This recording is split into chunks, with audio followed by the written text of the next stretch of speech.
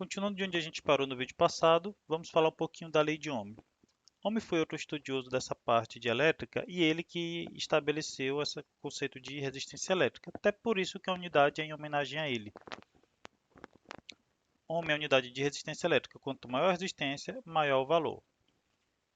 Nós temos a fórmula essa aqui, onde a corrente é igual à tensão dividido pela resistência.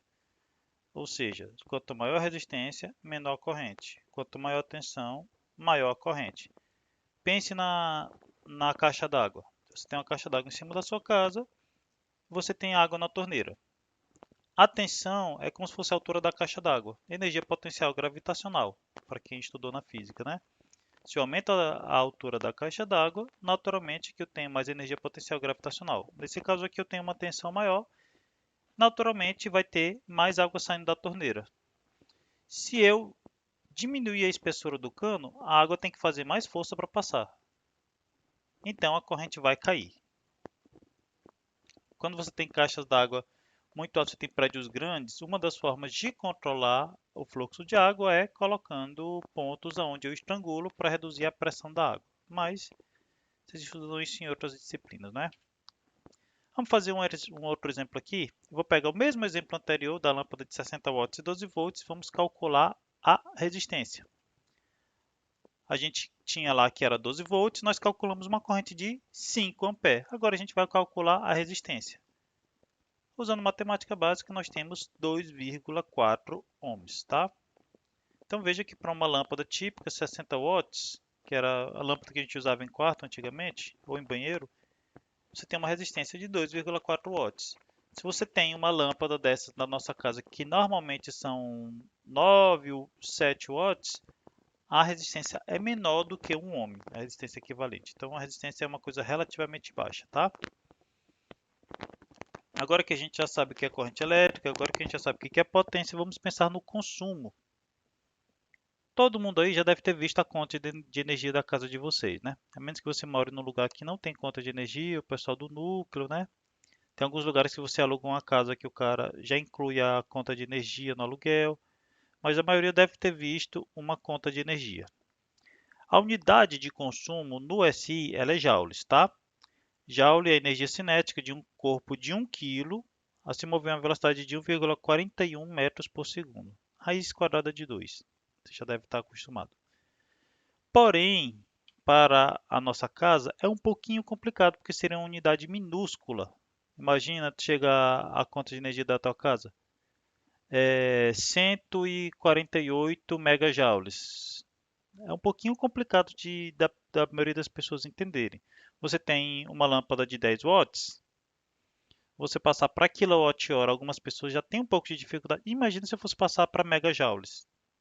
É um pouco complicado. Então, a gente utiliza potência vezes tempo. Embora a gente já tenha unidade para isso, que é joule, a gente utiliza potência vezes tempo, e no caso em quilo, tá? Quilowatt-hora. A fórmula energia igual potência vezes tempo. E eu vou fazer um cálculo aqui para vocês. Digamos que eu tenho um ar-condicionado de 12.000 BTUs, a potência dele é 1.200 watts. Se ele ficar ligado ininterruptamente 10 horas por dia, ao longo de um mês, eu quero saber quanto que eu vou gastar de energia. Eu estou te dando o valor de aproximadamente R$ 1,44 por quilowatt-hora, já considerando os impostos. Então vamos lá. Primeiro eu vou calcular a energia em um dia. Energia igual a potência vezes o tempo. 1,2, lembre que eu estou pegando a unidade é quilowatt-hora. E eu te dei a potência em watt. O que você vai fazer? Você tem que converter. Para transformar de watt para quilowatt, eu divido por 1.000. E foi isso que eu coloquei aqui. 1.200 watts é 1,2 kWh. Então, 1,2 vezes as 10 horas no dia, veja, 1,2 kW vezes 10 horas. Eu tenho 12 kWh em um dia. Em um dia, esses 12 kWh, pagando R$ 1,44 por kWh, um dia de ar-condicionado já está me custando R$ 17,28. Se eu multiplicar isso pelos 30 dias no mês, ou seja, o meu ar-condicionado sozinho vai me custar R$ 518 de conta de energia. Eu estou fazendo uma simplificação aqui. Se você for esperto, você vai pegar seu ar-condicionado, vai programar em 24 a 25 graus. Quando ele atingir a temperatura confortável, ele vai se desligar, esperar ele esquentar mais um pouquinho e ligar novamente. Então, mesmo que você ligue 8 horas da noite até 6 horas da manhã, não necessariamente seu ar-condicionado vai ficar ligado 10 horas por dia. E obviamente que se você comprar um ar-condicionado um pouco melhor, um classe A+, por exemplo, ele vai ter menos do que 1.200 watts de potência. Para mostrar isso, eu fiz uma geladeira de 250 watts, que para cada hora ela fica ligada 20 minutos. Óbvio que isso varia ao longo do dia, que você abre durante o dia que está mais quente, você abre a geladeira várias vezes, às vezes ele funciona 30, 40 minutos dentro de uma hora. Mas à noite, ela gela 5 minutos, descansa 20, 25, aí gela mais 5 minutos e descansa mais 25, 30 minutos. Então varia. Eu coloquei aqui uma média de aproximadamente 20 minutos por hora. Eu quero calcular para um mês com os mesmos dados da questão anterior. Primeira coisa, eu vou calcular a quantidade que eu gasto no dia, mais uma vez. Eu prefiro fazer assim. Se para cada hora ela fica ligada 20 minutos, fazendo uma regra de 3, 24 horas está para x, assim como uma hora está para 20 minutos, ou seja, 8 horas em um dia. Se são 8 horas em um dia, vezes o 0,25, lembra de 250 watts, para quilowatt eu tenho que dividir por 1.000. Eu vou gastar por dia 2 kWh com a geladeira. A R$ 1,44, eu gasto R$ 2,88 de energia só para minha geladeira. Em um mês, a minha geladeira vai me custar R$ 86, tá bom? Agora a gente vai tentar entender a conta de energia, já que nós estamos mexendo com isso, eu queria terminar mostrando a conta de energia para vocês. Não está na ementa, mas acho que vale a pena a gente mostrar isso aqui. Isso aqui é uma conta de energia, eu peguei uma aqui do Pará, especificamente de Parauapebas. Aqui, por exemplo, este cidadão aqui consumiu 211 kWh no mês. 211 vezes 76 centavos custou R$ 161. O professor se botou na sua questão que era R$ 1,44. Porque tem algumas outras coisas. Primeiro, teve o adicional de bandeira vermelha nesse mês. Se fosse bandeira verde, só isso aqui ia sair da conta, tá? No mês de bandeira verde, isso aqui sai da conta. No mês de bandeira amarela seria algo em torno de R$ 9. Aí no bandeira vermelha 1 seria algo em torno de R$ 19. No bandeira vermelha 2, aproximadamente R$ 30 para esse valor de conta de energia aqui, tá?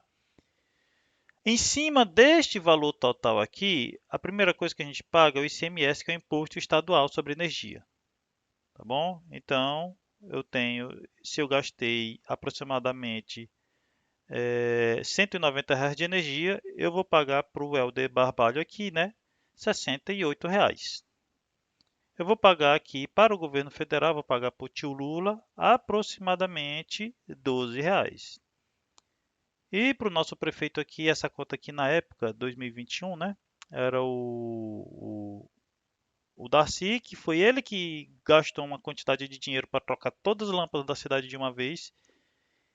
E obviamente que quem paga essa conta somos nós. Então a conta de energia ele aumentou bastante, esse imposto municipal, a gente chama de contribuição para iluminação pública.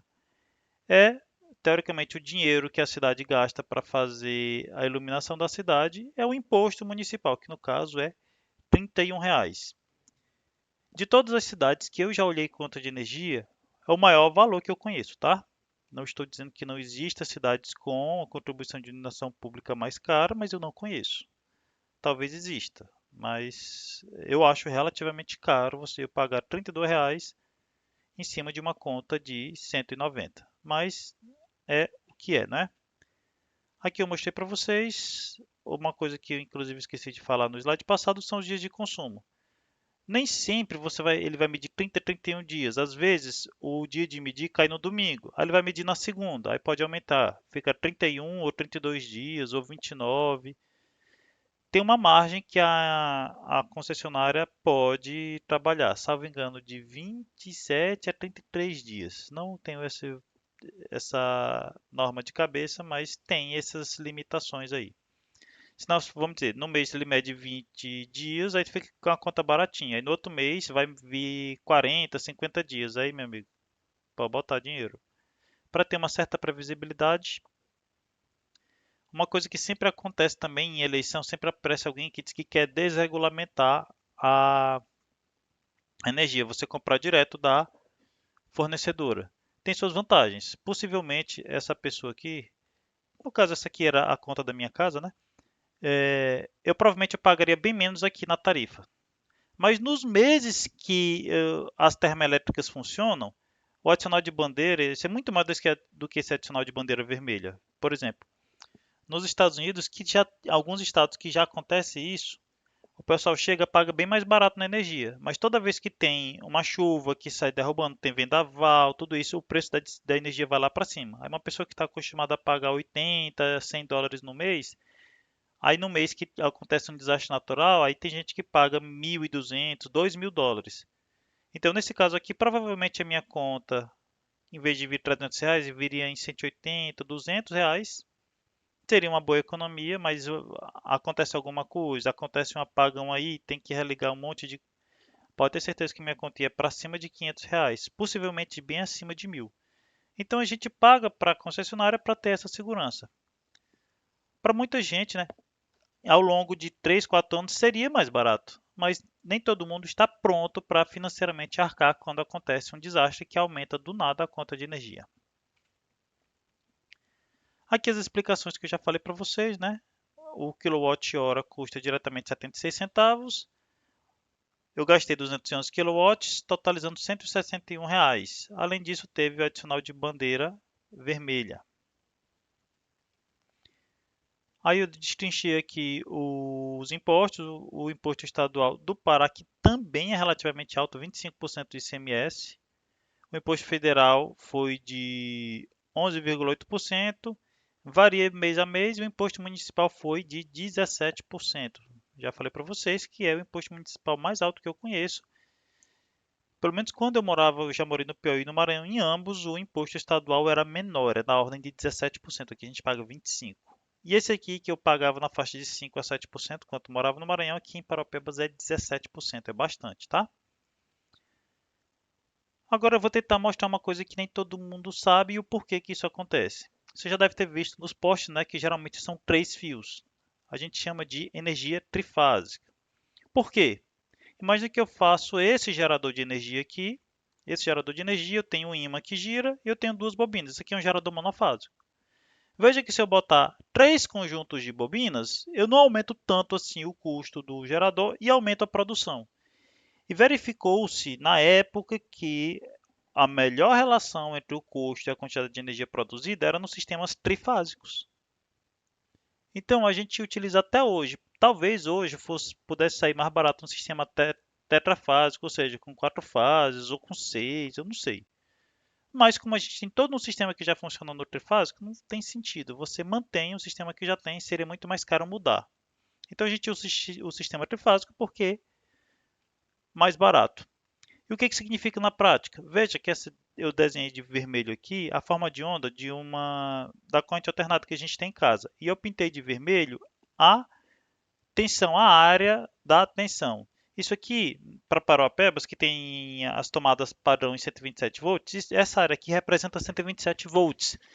Se eu tenho uma tomada entre a fase vermelha e a fase roxa, a área passa a ser essa parte rosa aqui, que é maior do que a área vermelha.